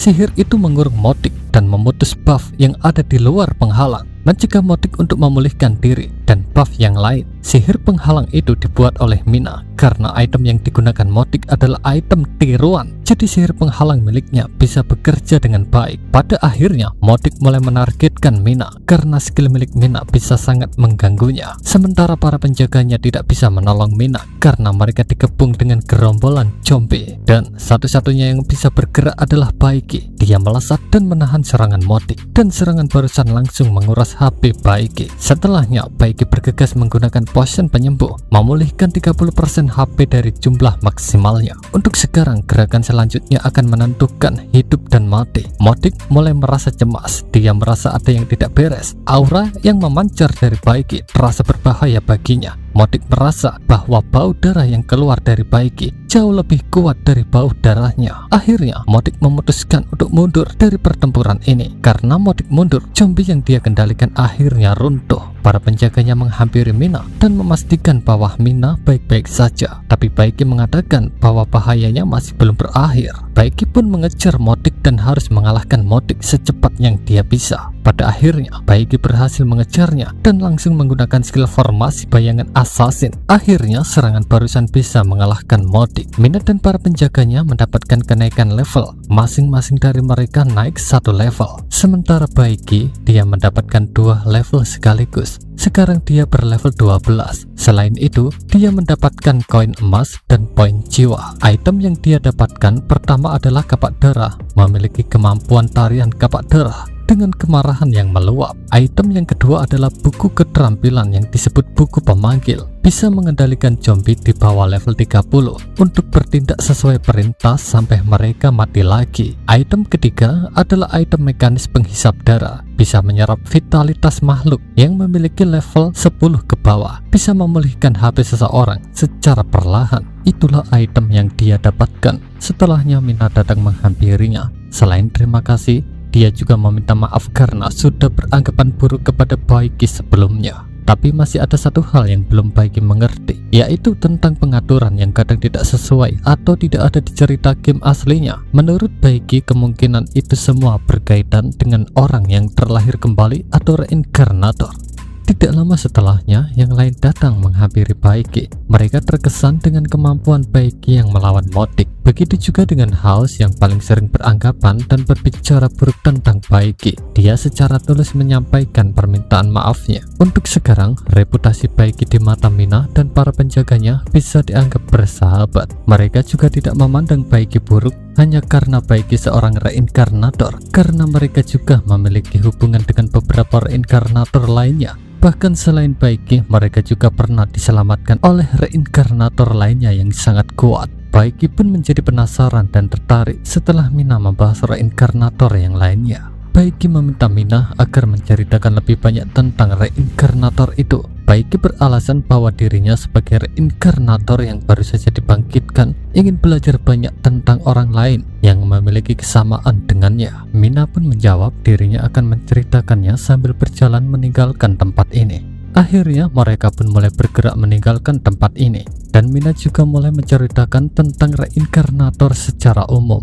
Reinkarnator mengacu pada orang yang telah meninggal dan hidup kembali untuk beberapa alasan yang tidak diketahui. Kesamaan di antara mereka adalah bahwa mereka memiliki semacam kemampuan khusus. Mereka pertama kali ditemukan setelah perang bintang jatuh pertama. Mereka memiliki cara berpikir dan perilaku yang berbeda dari orang yang biasa, tetapi kebanyakan dari mereka kejam dan bejat, mengabaikan peraturan dan bertindak seolah-olah mereka adalah orang luar dunia ini. Berbagai negara tidak memberi perhatian kepada mereka sampai sebuah nubuat kuno dari ratusan tahun yang lalu pun terungkap. Makna umum dari nubuat tersebut adalah bahwa dunia akan runtuh dan hanya para reinkarnator lah yang bisa memulihkan dan menyatukannya. Setiap negara memandang mereka sebagai penjahat dan menolak untuk menerima mereka. Dan reinkarnator yang pernah menolong Mina benar-benar berbeda. Dia kuat, namun lembut dan halus, tanpa aura liar dan tidak jahat. Menurut Mina, Baiki sangat mirip dengan reinkarnator itu. Bertemu dengan reinkarnator baik adalah keberuntungan bagi Mina, meskipun Mina mengatakan nasibnya sendiri sudah cukup kacau. Tapi menurutnya, nasib reinkarnator seperti Baiki lebih malang lagi karena kebencian dunia kepada reinkarnator. Setelahnya, Mina memberikan sebuah senjata kepada Baiki. Itu adalah sebuah belati dengan sebutan tatapan samar dari si pengamat. Tidak ada yang bisa melihat sekilas wujud asli dari pengamat gelap. Meskipun ini adalah sebuah belati, tapi kerusakan yang dihasilkan bisa sebanding dengan pisau kerajinan. Yang menarik adalah bahwa ia dapat menyembunyikan identitas asli pemakainya tanpa menggunakan item tingkat tinggi, sehingga mustahil untuk melihat wujud asli mereka. Dan Baiki belum pernah menemukan item ini selama dia memainkan game ini sebelumnya. Lalu Mina berkata, belati ini dapat menyembunyikan identitasmu sebagai seorang reinkarnator dan mengurangi ancaman yang tidak perlu. Juga dapat memandumu untuk menemukan reinkarnator. Tapi penjaganya sedikit keberatan, karena jika Mina tidak menggunakan belati itu, identitas Mina akan terbongkar. Menurut penjaganya, Mina bisa memberikan hal lain selain belati yang penting itu. Tapi Mina menolak karena dia tidak keberatan jika Baiki memiliki belati itu. Dalam benak Baiki, belati ini memang sangat berguna baginya karena dapat mencegah para reinkarnator lain yang levelnya lebih tinggi darinya untuk mengenali identitas dirinya. Menurut Baiki, Putri Mina benar-benar tetap baik dan benar seperti biasanya. Tapi justru karena Mina sangat baik, Mina tidak akan pernah menjadi seorang raja. Sebagai keturunan terakhir dari kerajaan bintang, Putri Mina seharusnya menjalani kehidupan yang dihormati oleh semua orang sebagai anggota keluarga kerajaan. Namun, bencana tak terduga melanda. Dunia tahta hancur menjadi 8 bagian dan menyebabkan dunia mengalami pergolakan yang luar biasa. Meskipun tidak ada makhluk hidup di kapal ekspedisi luar angkasa, namun berbagai gen yang tidak diketahui yang dibawa di kapal tersebut menyebabkan mutasi spesies dan dunia dipenuhi dengan krisis apokaliptik. Untuk melindungi dunia, kerajaan bintang mengerahkan kekuatannya dan bersatu di bawah kepemimpinan 8 penguasa untuk terlibat dalam pertempuran mematikan melawan pasukan mutan, perang yang dikenal sebagai Perang Bintang Jatuh pertama. Meskipun mereka berhasil memutuskan sebagian besar pasukan mutan, kerajaan bintang menghabiskan sumber dayanya dan ditambah dengan pengunduran diri yang disengaja dari 8 penguasa selama perang. Kerajaan bintang runtuh dan 8 penguasa menyatakan kemerdekaan, masing-masing mengambil pecahan batu dunia. Meskipun peristiwa ini terjadi ratusan tahun yang lalu, sebagai garis keturunan terakhir dari kerajaan bintang, Putri Mina masih dipandang sebagai duri di mata 8 bangsa pemberontak. Tapi semakin dia ditekan, semakin dia bertekad untuk memulai jalan yang sulit untuk memulihkan kerajaan. Ya, itulah kilas kisahnya tentang Mina. Kembali ke cerita sekarang. Sambil berjalan, Grey berkata, semua mayat di sepanjang jalan adalah binatang buas. Apa kau membunuh mereka semua sebelum kau datang untuk menyelamatkan kami? Kau punya beberapa keterampilan, nak. Untungnya kau tidak menjadi musuh kami. Tidak lama setelahnya, mereka melihat jalan keluar. Dan pada akhirnya, mereka pun berhasil keluar dari gua ratapan. Mina terlihat ceria dan senang bisa merasakan hangatnya mentari dan udara kebebasan. Mereka tidak lagi menghirup udara yang gelap, lembab dan bau mayat yang ada di gua ratapan. Lalu Baiki bertanya tentang apa yang akan mereka lakukan setelah ini. Ya, sebenarnya Baiki tahu apa langkah mereka selanjutnya, tapi untuk berjaga-jaga, Baiki tetap bertanya untuk memastikan apakah ada perubahan dan tidak sesuai dengan alur cerita game aslinya. Mina pun menghela nafas. Dia berkata, awalnya kami menyewa sekelompok tentara bayaran yang cukup tangguh, tapi mereka mengkhianati kami di tengah jalan. meninggalkan kami dalam situasi berbahaya tanpa ada yang tersisa, dan mereka mengambil sesuatu yang sangat penting dariku. Jadi aku berencana akan mengambilnya kembali. Baiki tahu apa itu? Benda yang dimaksud Mina adalah inti bintang. Itu adalah kalung yang terbuat dari inti batu dunia yang hancur, simbol garis keturunan kerajaan dari kerajaan bintang. Itu juga salah satu item spesial yang paling penting di dalam game. Mina merasa bahwa itu semua karena kelemahan dan keluguhan dirinya percaya begitu saja kepada kebohongan mereka. Menurut House, itu tidak ada hubungannya dengan Putri Mina karena dirinya sebagai penjaga terlalu lemah dan gagal melindungi Putri Mina dan artefak suci itu. Alasan yang lebih besar adalah karena orang-orang itu menyamar dengan sangat baik dan para penjaga merasa sama sekali tidak menyadari trik mereka. Bahkan dagu juga tidak mencium bau yang tidak normal dari mereka, jadi akan sulit melacak keberadaan mereka. Tapi Mina tetap bertekad menemukan mereka, bahkan jika dirinya harus mengejar mereka sampai ke ujung dunia dan tidak peduli berapa lama waktu yang dibutuhkan. Lalu Baiki menyela ucapan mereka. Baiki berkata tidak perlu melakukan sejauh itu dan tidak akan membutuhkan waktu yang terlalu lama. Bagaimana jika aku mengatakan kalau aku tahu di mana orang-orang itu? Apakah kalian percaya padaku? Baiki juga mengatakan bahwa dirinya serius. Baiki juga tidak pernah mengatakan sesuatu yang bohong kepada mereka. Ya, ucapan Baiki memang mengejutkan mereka. Pada saat ini mereka masih meragukan ucapan Baiki dan Mina minta maaf untuk itu. Tapi ada perasaan lega yang nyata karena beban berat di hati mereka telah terangkat dengan mudah. Mina juga sudah mempersiapkan diri untuk yang terburuk. Lalu Baiki berkata, meskipun dirinya tidak bisa menjelaskan alasannya, tapi Baiki bisa menunjukkan lokasi kelompok tentara bayaran yang mencelakai Mina. Mina dan para penjaganya hanya perlu mengikuti dirinya. Hingga pada akhirnya Mina percaya dengan Baiki. Shin pindah di lokasi yang lain. Api bawah tanah yang terus-menerus membakar hutan ini, tetapi tidak memusnahkan kehidupan di sini sepenuhnya. Sebaliknya, api tersebut mempertahankan ekosistem yang relatif seimbang. Jika seseorang tidak menyukai daerah utara yang dingin dan lembab, maka hutan yang hangat dan terbakar ini bisa menjadi salah satu alternatif pilihan tempat tinggal. Hanya saja jangan sampai digigit laba-laba api merah.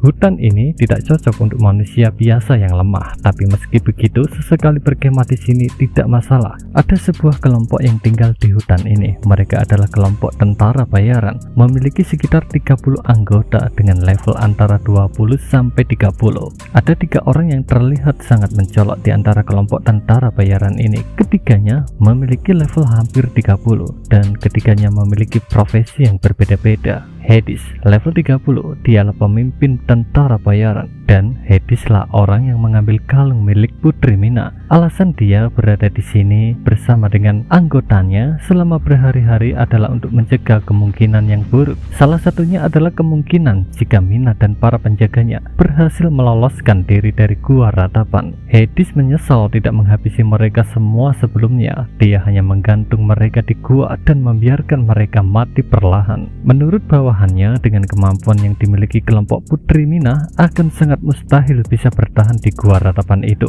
Mereka yakin jika kelompok Mina akan segera mati begitu bos monsternya muncul. Hades tahu bahwa 8 negara sedang mengincar Mina, kemungkinan besar karena kalung itu. Jika Hades menangani ini dengan baik, dirinya dan kelompoknya tidak perlu khawatir tentang makanan dan tempat tinggal selama sisa hidupnya. Tapi jika salah menanganinya, itu tidak akan membawa apa-apa selain masalah. Hades berencana menjual kalung itu kepada orang yang kaya raya. Disebutkan bahwa ada 3 kelompok adidaya. Pertama adalah Hades dengan lambang singa, terdiri dari kelas bangsawan, kesatria, dan petani, kaya akan sumber daya alam dan mineral, pandai besi yang luar biasa, dan tentara yang kuat. Yang kedua adalah Wembak, kelas bangsawan, kesatria, dan rakyat jelata, dilambangkan dengan cagar beruang dan lambang kapak, dengan hutan yang lebat dan tempat berburu, serta pemburu dan tukang kayu yang hebat. Yang ketiga adalah Kadipaten Eilina, kelas ratu bangsawan, keistimewaan dilambangkan dengan lambang mawar, dengan lahan pertanian dan taman bunga yang melimpah, serta pelukis dan penulis yang luar biasa. Dan permata ini yang konon diwarisi oleh seorang yatim piatu kerajaan memiliki kekuatan untuk mengubah dunia. Bisa dikatakan bahwa nilai permata ini melebihi manfaat gabungan dari semua perang sebanyak 10 kali lipat. Hades juga sudah mempertimbangkan tentang membangun negara sendiri dengan memanfaatkan kekuatan kalung itu. Tapi setelah mempelajarinya beberapa hari ini, itu hanya sebuah permata di tangannya. Hades tidak bisa membangunkan kekuatan apapun yang ada di dalam kalung itu. Menurut Hades, jika seseorang ingin hidup panjang, yang terbaik adalah tidak menguasai kekuasaan jika tidak mampu. Hades juga tidak ingin terlibat dalam hal yang ribet. Dalam kehidupannya yang terbatas, lebih penting untuk menghasilkan uang.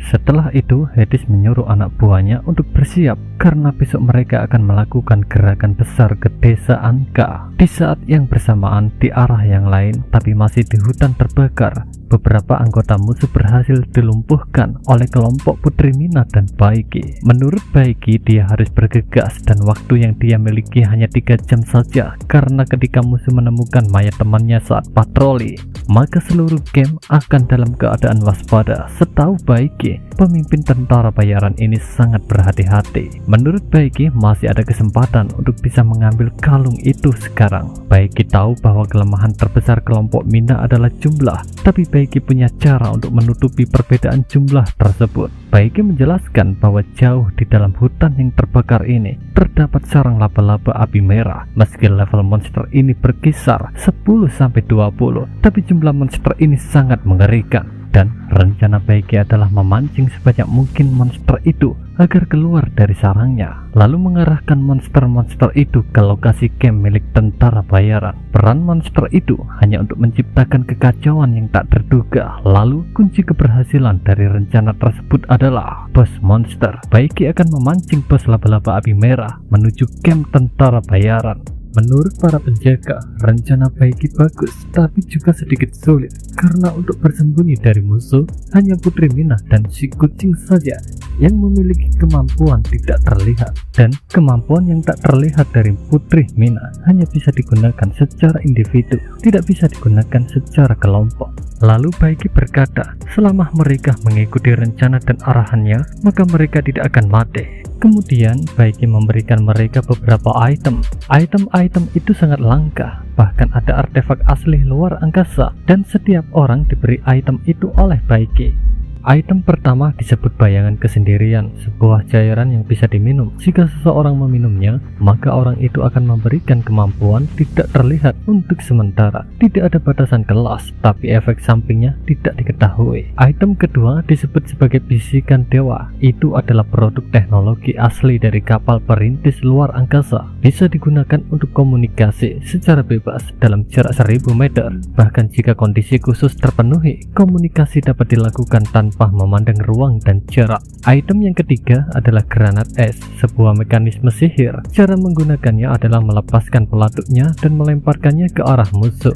Efeknya bisa melancarkan serangan. Ledakan beku akan memperlambat musuh dalam jarak tertentu, dan serangan ini tidak pandang bulu entah musuh atau penggunanya sendiri. Selama dia terkena ledakan ini, maka dia juga akan terkena efeknya. Baiki mengatakan bahwa bagaimana cara dia mendapatkan item-item itu tidaklah penting. Yang penting adalah dengan adanya item-item itu, rencana Baiki bisa berjalan dengan lancar. Putri Mina tidak menyangka dengan tindakan Baiki. Setahu Putri Mina, bahkan raja-raja saat ini dari 8 negara tidak bisa mendapatkan item langka sebanyak itu. Terlebih lagi, artefak asli luar angkasa sangat langka dan hanya digunakan oleh para bangsawan, bahkan menganggapnya sebagai hadiah tertinggi yang diberikan kepada para bangsawan dan kesatria yang telah memberikan kontribusi yang banyak. Meskipun kemunculan Akademi Pengamat telah meluncurkan artefak luar angkasa replikasi, tapi fungsinya lebih rendah, tidak seperti yang asli. Bahkan di dalam negara-negara elit ada sekte sekaligus yang memuliakan item asli luar angkasa ini. Lalu, hasil penelitian mereka mendorong kemajuan teknologi di dunia manusia sekaligus membuat manusia menjadi lebih kejam. Sementara itu, artefak luar angkasa yang asli sangat didambakan di pasar gelap dan bisa mencapai harga yang tidak masuk akal. Dan Baiki menjawab bahwa dirinya sudah tahu itu semua. Bahkan dalam benak Baiki juga tahu tentang semuanya yang berkaitan dengan Mina. Sementara itu di dalam benak Mina, dia merasakan perasaan tenang dengan ucapan Baiki. Bahkan jantungnya ikut berdebar-debar. Tiba-tiba sebuah misi muncul, yaitu membantu Putri Mina mengambil inti bintang. Hadiah misinya berupa poin pembuka akun baru. Ada 3 cara menyelesaikan tugas-tugas yang telah ditentukan. Yang kedua, mengalahkan reinkarnator yang lain. Yang ketiga, mengumpulkan poin jiwa untuk penembusan. Akhirnya mereka pun mulai bergerak, dan tidak lama setelahnya sampailah mereka diserang laba-laba api merah menginjak monster-monster itu. Mereka terlihat sangat senang karena bisa menghilangkan stres untuk sesaat. Mereka juga berkata, "Putri, Anda harus mencobanya." Putri Mina pun menjawab, "Berhenti main-main, kita akan kehabisan waktu. Menurut rencana Baiki, kita harus menghancurkan telur laba-labanya agar membuat bosnya kesal." Pada akhirnya mereka pun mulai serius menghancurkan telur-telur itu, dan tidak lama setelahnya monster laba-laba dewasa berlevel 18 mulai muncul. Mereka berhasil memancing gerombolan monster laba-laba api, dan mereka akan menggunakan item yang diberikan Baiki setelah mereka sampai di dekat camp tentara bayaran. Di waktu yang bersamaan di area bos monster, Baiki baru saja tiba di area ini, dan dia pun bersiap dengan perannya. Saat melihat kedatangan Baiki, monster itu langsung melancarkan serangan injakan kakinya. Laba-laba itu berkata, "Kau berani menantangku? Apa kau ingin mati?" Tanpa basa-basi, Baiki pun melesatkan beberapa tebasan. Tidak lama setelahnya, muncul sosok lain berbentuk seperti seorang wanita. Wanita itu berkata, "Aku tahu kau bukan manusia biasa." Monster itu mengajak Baiki untuk bergabung dengannya dan menghasilkan banyak telur monster yang lebih kuat. Tapi Baiki tahu itu hanyalah godaan, karena jika Baiki menerimanya, maka itu sama artinya Baiki mati menjadi makanan laba-laba. Monster laba-laba dengan ukuran yang sangat besar muncul dan melesatkan serangannya. Baiki berhasil memancing kemarahan bos monster sampai ke puncak. Setelahnya Baiki mencoba untuk menjauh dari laba-laba itu. Baiki berhasil menjauh berkat kecepatan dan kelincahannya. Menurut Baiki, jika dirinya bisa menarik bos keluar dari wilayahnya, maka kunci kemenangan akan Baiki dapatkan. Dalam game aslinya, kesadaran teritorial bos sangat kuat. Tidak peduli seberapa banyak player memprovokasi, bos tidak akan pernah meninggalkan wilayahnya. Untuk sekarang Baiki sudah berhasil memancing bos itu sampai ke wilayah bagian paling tepi, paling jauh dari pusat dan sarangnya. Seperti dugaan Baiki, laba-laba itu mendesis selalu pergi dan berkata, "Membosankan, aku tidak tertarik dengan laki-laki yang lemah." Ya, provokasi kebencian gagal, tapi Baiki masih memiliki cara yang jitu. Baiki melontarkan beberapa kalimat untuk memancing. Baiki tahu laba-laba itu suka dengan pria yang kuat. Baiki berkata, "Tunggu, kau ingin tahu tujuanku bukan? Maka aku akan beritahu kau. Aku di sini atas perintah kapten untuk memanen sutra kalian. Sutra kalian membuat bahan yang sangat baik untuk peralatan. Ada 30 orang, bahkan lebih kuat daripada aku di camp kita. Kau pikir aku takut denganmu?" "Apa? 30 pria kuat?" ucap laba-laba itu. "Hei bocah, bawa aku ke sana sekarang juga. Jika tidak, aku akan menghabisimu lebih dulu," ucap laba-laba itu sambil mengejar Baiki. Penilaian Baiki benar bahwa dunia ini memang mengikuti peraturan asli dari gamenya, tetapi tidak sepenuhnya benar. Dengan cara ini Baiki bisa mengandalkan pemahamannya tentang permainan dan pemikiran kreatif untuk melakukan hal-hal yang tidak mungkin dilakukan. Kelompok Mina berencana berpencar. Mereka akan membawa monster dari masing-masing arah menuju ke camp tentara bayaran. Dari sinilah mereka mulai berpencar. Pindah di lokasi Hades, dia menemukan orang-orangnya terbunuh akibat sayatan belati yang tajam. Dia tahu bahwa ini bukanlah ulah dari seekor monster, melainkan manusia. Jika dinilai dari tingkat senjata yang digunakan dan eksekusi yang bersih, menurut Hades tidak ada yang mampu melakukan seperti ini di dalam kelompok Mina. Tapi jika bukan kelompok Mina, lalu siapa? Pikir Hades di dalam benaknya. Tidak lama setelahnya, bawahannya datang melapor bahwa camp mereka diserang. Dikatakan bahwa sejumlah besar monster laba-laba mengepung dari semua sisi camp, dan sekilas bawahannya melihat Mina, tapi setelahnya Mina menghilang. Sementara itu di camp sedang porak-poranda. Orang-orang tidak bisa mengatasi laba-laba itu karena jumlahnya yang terlalu banyak. Bahkan sebagian dari mereka ada yang terbunuh karena tidak sempat melarikan diri. Tapi sebagiannya masih berusaha melakukan perlawanan terhadap pasukan laba-laba. Tidak lama setelahnya, Hades mulai terlihat di camp dan banyak menghabisi banyak laba-laba yang dia temui. Lalu Hades berkata kepada bawahannya bahwa pasukan laba-laba itu sengaja dipancing ke camp ini oleh seseorang, dan menurut Hades, dirinya tidak memiliki kesempatan untuk menang. Dia juga menyuruh bawahannya untuk mengambil semua uangnya, kemudian lari dari tempat ini. Mereka pun langsung menuju ke lokasi penyimpanan uang. Tapi tiba-tiba bos laba-laba merah muncul dan menghancurkan tempat penyimpanan uangnya. Uang mereka berhamburan dan tercecer di mana-mana. Bos laba-laba itu terlihat sangat senang dan menangkap orang-orang yang dia anggap kuat untuk dijadikan makanan dan membuat telur. Laba-laba terus melancarkan serangannya dan berkata, "Oh, jadi kau adalah kapten yang dibicarakan anak itu ya? Kau mengirim seseorang untuk memanen sutraku dan mengurungku. Sekarang aku di sini secara pribadi, tapi kau hanya berlari ke sana ke sini." Dalam benak Hades berkata, "Anak itu, mungkinkah dia adalah dalangnya? Tapi kenapa dia menyakiti kita? Apakah dia bersama tim putri? Tidak, jika sang putri mengenal seseorang sekuat ini, dia tidak perlu mencari bantuan dari kami sebelumnya kan?" Apa yang sebenarnya terjadi? Tidak lama setelahnya, Hades dikejutkan salah satu anak buahnya bernama Yuri yang lumpuh dan meminta pertolongan padanya. Hades pun membantunya berdiri, tapi setelahnya dia melemparnya ke arah bos laba-laba. Setelah itu Hades menjauh dari bos laba-laba. Dia menggunakan kerumunan sebagai perlindungan. Ditambah kecepatan yang Hades miliki, dia bisa melarikan diri sendirian dengan sangat mudah. Tapi sayang sekali dia tidak bisa membawa sejumlah uangnya. Hades berhasil menjauh dari tempat itu, tapi dia kesal karena tim yang sudah dia bangun dari kecil sekarang hancur dalam sekejap. Tapi dia juga bersyukur masih bisa memiliki kalung yang paling penting. Dengan kalung itu Hades berencana membangun sebuah tim yang baru nanti. Di tengah pelariannya, Hades melihat sosok wanita, yaitu Mina. Hades pun ingin melampiaskan kemarahannya kepada Mina. Hades pun melompat dan menyerang Mina dari belakang. Tapi ternyata itu hanyalah sebuah bayangan yang diciptakan oleh item luar angkasa. Dan setelahnya, Baiki muncul dengan tiba-tiba dari arah belakang Hades sambil mengarahkan belatinya di leher Hades. Hades pun tidak tinggal diam, dia melawan dengan gerakan cepatnya. Akhirnya Hades sadar setelah melihat belati itu. Belati itu yang sebelumnya menghabisi bawahannya sesaat sebelum pasukan laba-laba menyerang campnya. Awalnya Hades cemas, tapi sekarang dia bisa tertawa setelah tahu level Baiki hanya level 12 dengan profesi asasinnya. Kemudian Hades melesat maju dan dia sangat yakin bisa menang jika 1 lawan 1. Serangan Hades sangat kuat sampai bisa memotong pohon yang besar, tapi Baiki bisa menghindari serangan itu dengan sangat mudah. Sadar akan kecepatan yang dimiliki oleh Baiki, Hades pun mulai ragu jika Baiki berlevel 12. Baiki pun mencoba memprovokasi. Dia menantang Hades untuk one by one.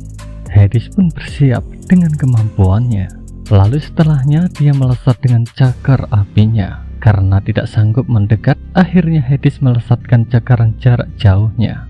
Ya, Baiki sadar bahwa profesi assassin tidak bisa mendapatkan keuntungan jika berhadapan dengan profesi elemental ranger. Serangan tusukan dari belakang tidak mempan kepada ranger karena akan terpental. Itulah sebabnya Baiki tidak langsung menghabisi Hades saat belatinya sudah di leher Hades sebelumnya. Batasan berdasarkan kelas dapat dikompensasi dengan pengalaman bertarung, jadi itu tidak selalu menjadi kunci kemenangan. Faktor penentu yang sebenarnya adalah kemampuan Baiki yang dilancarkan sekarang. Lalu Hades berkata, meskipun serangan combo miliknya masih berhasil diatasi dan Baiki melakukan serangan balik dengan sukses dan pengalaman bertarung Baiki di luar ekspektasinya, namun bagi Hades dengan perbedaan tingkat keterampilan yang luar biasa, pengalaman bertarung tidak ada artinya di hadapannya. Baiki memiliki level dasar 12 dan level puncak 30, di mana level puncak hanya mempengaruhi atribut tetapi tidak mempengaruhi keterampilan. Untuk saat ini, keterampilan profesi Baiki berada di level 12, sementara Hades memiliki keterampilan tingkat lanjut Ranger Elemental penuh level 30 yang mempersenjatai dirinya dengan kekuatan elemen untuk meningkatkan serangan dan pertahanan. Baiki paham, pasti Hades berpikir jika Baiki kalah. Namun Baiki memutuskan berani berhadapan dengan Hades 1 lawan 1. Itu karena Baiki memiliki banyak cara untuk menjatuhkan Hades. Ya, mau bagaimana lagi? Aku harus menggunakan cara yang curang, ucap Baiki sambil memegang sesuatu. Itu adalah item dengan nama puncak kelas, item yang bisa membuka keterampilan profesi level 50, berlangsung selama 3 menit. Keterampilan formasi bayangan assassin di level 50 dilengkapi dengan pedang, memotong celah spasial. Selain itu bisa memanggil iblis bayangan dari alam bayangan untuk membantu dalam pertempuran. Melihat item yang dimiliki Baiki sangat bagus, Hades pun semakin bersemangat untuk menghabisi Baiki dan merebut item Baiki. Hades pun melesat dengan kecepatan tinggi. Baiki tidak menghindar kali ini, dia menahan sekaligus melancarkan serangan balasan. Akhirnya, serangan mereka pun bertabrakan dan menimbulkan gelombang kejut yang besar. Serangan demi serangan mereka lancarkan, dan pada akhirnya Hades pun terhempas. Hades akhirnya sadar saat pertarungan saling hantam barusan. Hades baru merasakan tekanan yang besar dari Baiki. Sadar dirinya tidak bisa menang, akhirnya Hades pun memilih lari. Tapi usaha larinya sia-sia karena dia malah tertangkap oleh tangan iblis bayangan yang dikeluarkan oleh Baiki. Tangan-tangan iblis bayangan langsung menjatuhkan Hades ke tanah dengan sangat keras dan terus menekan Hades. Sekarang Hades tidak bisa melakukan apa-apa, tapi Hades masih bertanya-tanya, jika Baiki memiliki kemampuan seperti itu, kenapa dia tidak menggunakannya sejak awal pertarungan? Hades pun mulai cemas dan sadar. Hades tahu jawabannya, Baiki sebenarnya sangat kuat, namun pura-pura lemah dan sengaja mempermainkannya sejak awal. Karena takut dihabisi, akhirnya Hades mengaku jika dirinya salah. Bahkan Hades mengembalikan kalung yang dia curi kepada Baiki karena Hades berpikir bahwa Baiki hanya mengincar kalung itu. Baiki pun melesat dan berkata, aku lebih suka sikap sombongmu yang tadi, tapi kalung dan nyawamu aku ingin keduanya. Baiki pun melancarkan serangan bertubi-tubinya, tapi Baiki tidak langsung menghabisinya. Dia menyisakan HP Hades sedikit saja. Sambil mengambil kalung itu, Baiki berkata, jika kau adalah musuhku, kau pasti sudah mati sekarang. Aku mengampuni hidupmu karena janji yang kubuat pada seseorang. Baiki melempar kalung itu dan berkata, aku telah melakukan apa yang seharusnya kulakukan. Sekarang giliranmu sebelum bos datang. Jika ada yang ingin kau tanyakan kepadanya, tanyakan dengan cepat. Mina pun menangkap kalung itu dan menjawab, ya, baiklah. Kemudian dia mendekat dan melontarkan pertanyaan tentang apa alasan Hades tidak membunuhnya dan para penjaganya secara langsung, tapi malah melemparkan mereka ke dalam gua ratapan. Hades pun menjawab bahwa dia hanya ingin Mina bisa mati dengan lebih menyakitkan. Bahkan Hades merasa sangat menyesal tidak menghabisi Mina dari awal, sehingga pada akhirnya memberi Mina kesempatan untuk melawan saat ini. Ya, bahkan di akhir kematiannya, Hades masih keras kepala. Hades sadar nasibnya bukanlah satu-satunya yang dipertaruhkan, dan alasan Baiki tidak membunuhnya adalah karena Hades mempertaruhkan keberuntungan sang putri di gua ratapan. Tiba-tiba Haus datang dengan penuh amarah. Dia melesat dengan senjatanya, tapi serangan Haus tidak kena karena bos laba-laba datang di waktu yang sama dan menarik tubuh Hades. Orang ini milikku, ucap bos laba-laba itu. Urusan kelompok Baiki dengan Hades sudah selesai, tapi tidak dengan bos laba-laba karena bos laba-laba itu masih mengincar Baiki.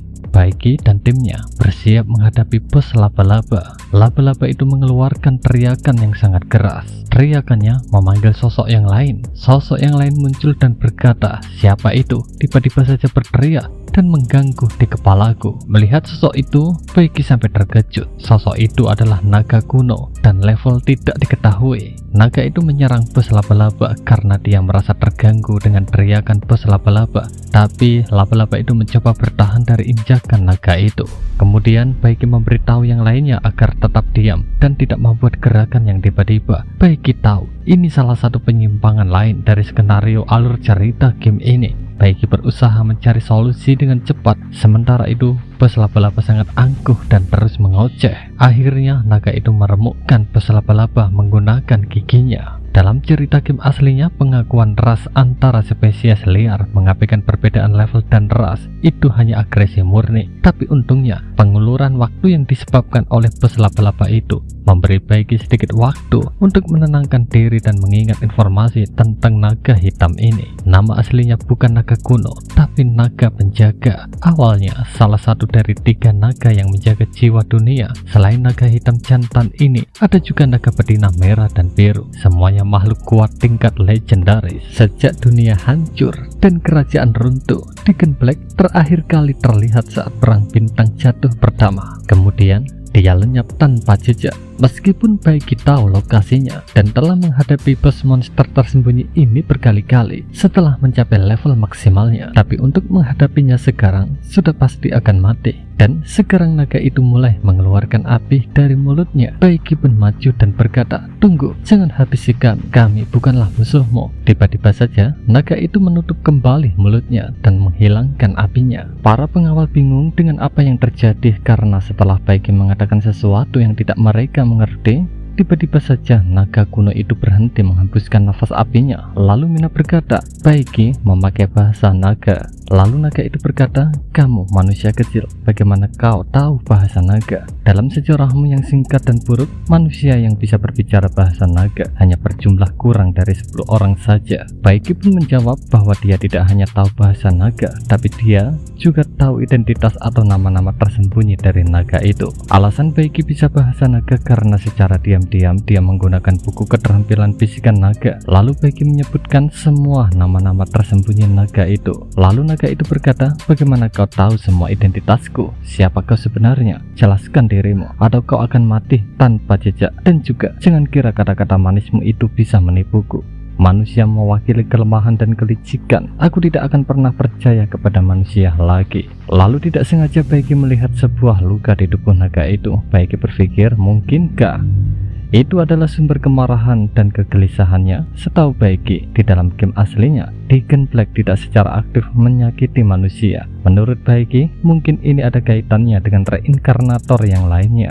Akhirnya Baiki menjawab bahwa alasan dia tahu banyak hal ini karena dia melayani keturunan terakhir dari kerajaan bintang yang berbagi ikatan dalam dengan naga. Bahkan Baiki menunjuk ke arah Mina dan mengatakan bahwa Mina adalah keturunan terakhir dari kerajaan bintang. Ya, negosiasi yang Baiki lakukan tidak berjalan dengan lancar. Naga itu ingin Baiki membuktikan semua ucapannya. Jika tidak bisa, maka mereka semua akan mati.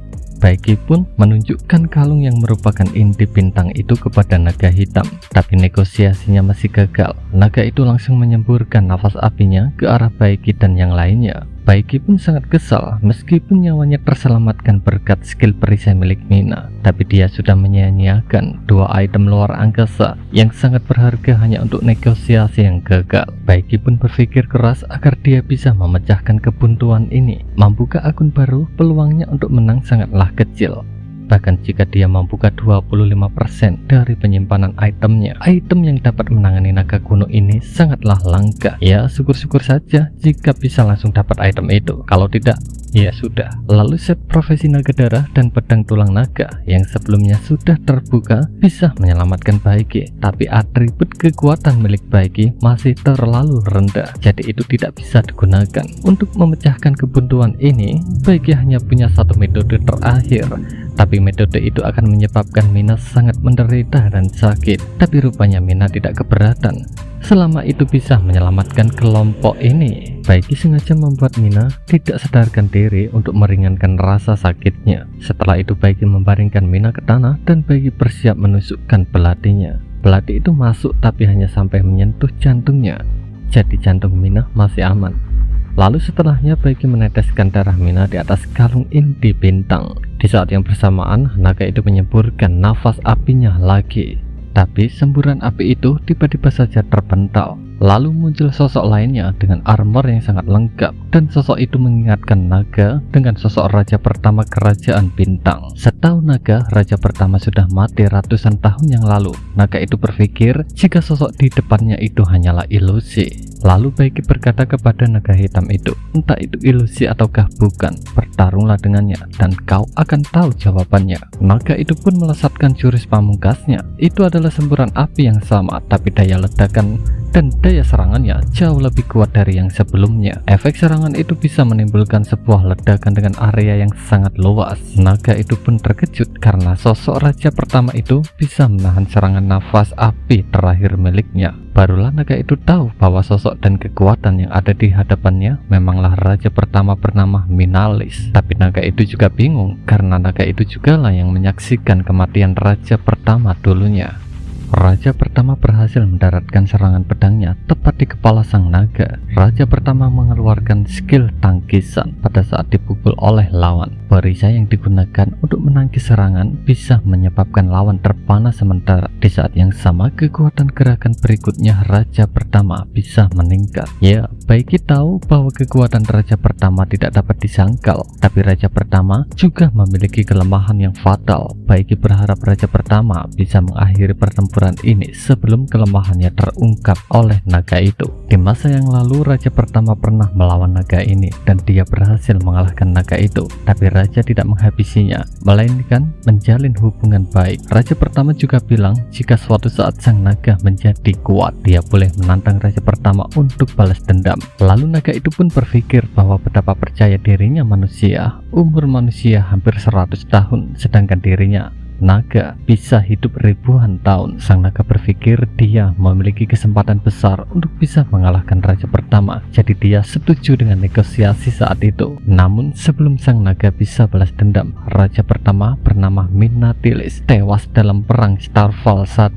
Akhirnya sang naga mendapatkan kembali kebebasannya, tapi tidak bisa membunuh Minatilis dengan tangannya sendiri. Menjadi penyesalan terbesar sang naga. Kembali ke masa sekarang, di mana sang naga masih merasa terintimidasi oleh kekuatan Raja pertama. Lalu sang naga memuntahkan sesuatu seperti peti emas. Setelah itu sang naga pergi karena dia tidak mau tunduk kepada siapapun, bahkan kepada Raja pertama. Dia memilih bebas dan tidak mau mengulangi masa lalunya yang tunduk di hadapan Raja pertama. Waktu untuk memanggil Raja pertama telah habis. Menakut-nakuti sang naga untuk saat ini adalah hasil yang terbaik. Untungnya naga itu juga belum sepenuhnya pulih dari lukanya, jadi bisa dibilang naga itu belum pada kondisi maksimalnya. Untuk keadaan Putri Mina, dia baik-baik saja, tapi dia kelelahan secara mental. Setidaknya butuh waktu 10 hari baginya untuk bisa bangun kembali. Inti bintang mengandung kekuatan yang tidak bisa dipahami, diaktifkan dengan darah jantung dari garis keturunan kerajaan. Demi keselamatan Mina, Baiki meminta kepada semuanya agar mereka merahasiakan apa yang baru saja terjadi, karena jika tidak, dengan kepribadian sang putri yang kuat, dia pasti akan mengambil resiko seperti ini lagi. Dan rencana selanjutnya, mereka akan pergi meninggalkan hutan ini sebelum masalah yang lain datang.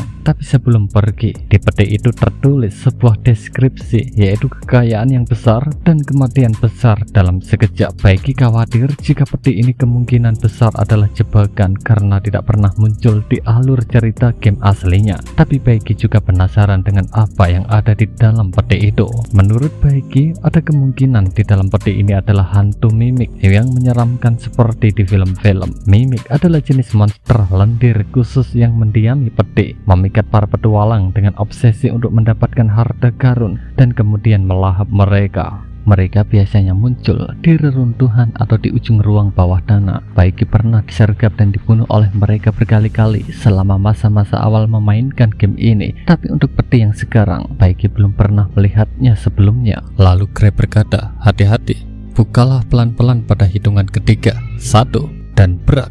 Baiki membukanya dengan sangat kasar dengan kakinya. Bahkan dia membukanya di hitungan ke-1. Saat peti itu terbuka, jutaan koin emas langsung muncul seperti hujan di hadapan mereka. Isi di dalam peti tidak hanya koin saja, ada item-item yang lainnya. Untuk koinnya sendiri merupakan koin emas Raja pertama, termasuk koin emas kuno dan memiliki nilai yang sangat langka. Kunci dungeon yang diasingkan merupakan kunci dungeon level 50. Dengan kunci ini, pengguna bisa membuka pintu dungeon yang tersembunyi di bawah tanah pengasingan. Item selanjutnya adalah peta dungeon yang diasingkan, sebuah peta yang digambar oleh orang kuno yang menandai dungeon yang tersembunyi di dalam kabut sejarah, sengaja dikubur untuk tujuan yang tidak diketahui. Selanjutnya ada item lonceng pemanggil jiwa. Cara menggunakannya cukup oleskan abu dari karakter tertentu pada lonceng. Ketika lonceng itu berbunyi, ia akan memanggil roh dari abu tersebut. Roh itu akan membantu pengguna dalam pertempuran. Informasi tambahannya, 1 koin emas Raja pertama setara dengan 50 koin emas biasa. Baiki memberikan semua bagian emasnya kepada kelompok Mina, tapi item selain emas akan menjadi milik Baiki. Menurut House, itu tidak adil bagi Baiki karena Baiki yang berkontribusi paling banyak dan seharusnya Baiki mendapatkan bagian paling banyak. Baiki pun menjawab bahwa koin emas bagiannya dia investasikan dalam upaya Putri Mina untuk memulihkan kerajaan. Haus pun sepakat, dia juga yakin saat Putri Mina bangun nanti, dia juga akan setuju dengan kesepakatan ini. Untuk rencana selanjutnya, kelompok Putri Mina akan merekrut kelompok tentara bayaran dan kemudian mencari orang bernama Baron Robbie. Baron Robbie adalah seorang bangsawan terkenal di kerajaan Elina, kaya raya dan memiliki hubungan yang baik. Keluarga Baron Robbie menjadi makmur berkat keluarga kerajaan bintang, jadi dia tidak memiliki niat yang buruk terhadap Putri Mina. Kelompok Putri Mina bisa menemukan perlindungan yang baik dan bijaksana di sana. Sementara rencana Baiki selanjutnya adalah menuju desa Anka, desa kecil yang lokasinya tidak jauh dari sini. Mulai dari sini, Baiki akan berpisah dengan mereka. Kelompok Mina akan menetap di desa Baron Robbie dalam waktu yang lama. Mereka berharap jika Baiki menyelesaikan keperluannya, bisa mengunjungi mereka di tempat Baron Robbie. Sebenarnya, bab pertama di game ini ada 3 tempat. Ketika proses dari ketiga tempat ini sudah mencapai 100%, maka kepala desa akan memberikan hadiah misi terakhir. Tetapi yang Baiki alami sekarang berbeda. Urutan proses penyelesaiannya tidak sesuai dengan game aslinya. Tahta Jiwa adalah game dunia terbuka. Baiki bisa melewati misi dan proses penyelesaian desa pemula, tetapi sebagai pemain tingkat atas yang mengincar semua pencapaian, Baiki tidak bisa memberikan toleransi di tempat proses yang misinya tidak sampai 100%. Sejak terlahir kembali ke dunia ini, Baiki tidak punya waktu untuk sekedar duduk santai, meninjau dan merencanakan jalan masa depan. Menurutnya, desa Anka adalah tempat yang tepat untuk melakukan hal ini. Meskipun desa ini miskin, desa ini relatif aman dan harmonis. Masyarakatnya positif dan optimis. Jarang sekali terjadi sebuah insiden di tengah-tengah situasi apokaliptik seperti ini. Kepala desanya bernama Anka Perel, level 10. Tapi setelah sampai di desa Anka, Baiki merasa ada yang beda. Suasana di desa Anka ini terlalu sepi, tidak ada suara serangga atau burung. Lalu keriuhan penduduk desa yang biasanya minum di dekat api unggun di malam hari juga tidak terdengar lagi.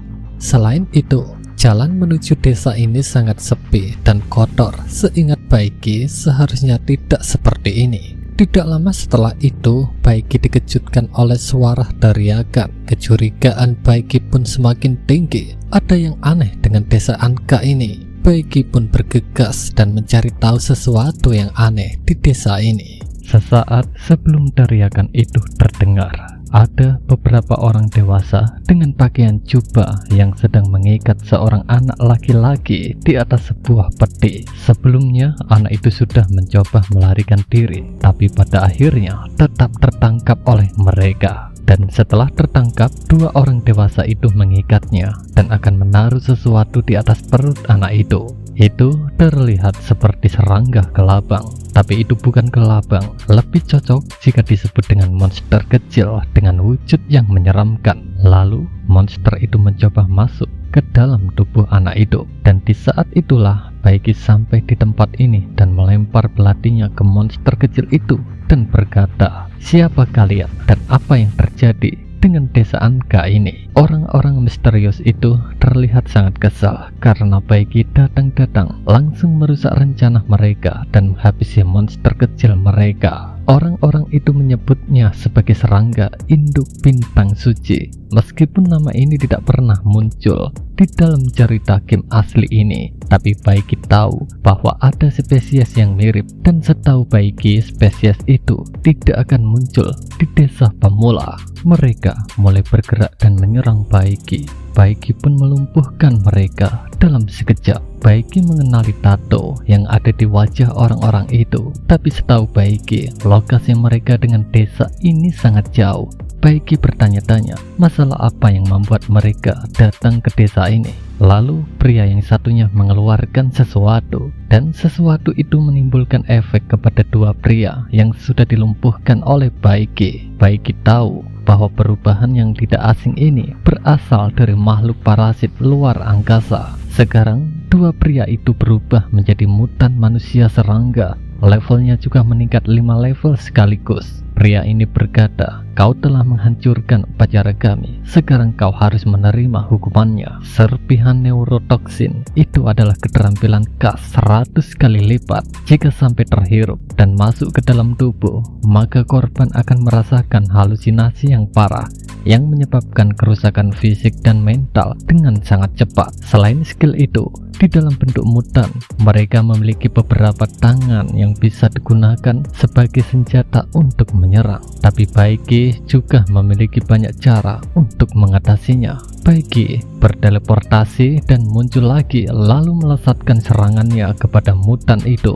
Setelah itu, Baiki melontarkan satu pertanyaan kepada satu orang yang hidup itu, yaitu siapakah pemimpin dan yang mengajari mereka seperti ini. Karena menolak memberitahu, akhirnya Baiki menghabisi orang itu, dan pada akhirnya musuh pun terbunuh. Baiki mendapatkan hadiah dari sistem berupa 180 poin jiwa dan sebuah item yang disebut sebagai serangga pemanggil. Itu adalah serangga aneh yang ekornya menghasilkan gelombang getaran yang bisa merangsang parasit tertentu yang tersembunyi di dalam organisme untuk menunjukkan wujud aslinya. Baiki pun berpikir, jika dalang dari semua ini adalah para reinkarnator yang lain, mengapa mereka mengambil resiko besar ke desa kecil seperti desa Anka ini, dan apa motifnya?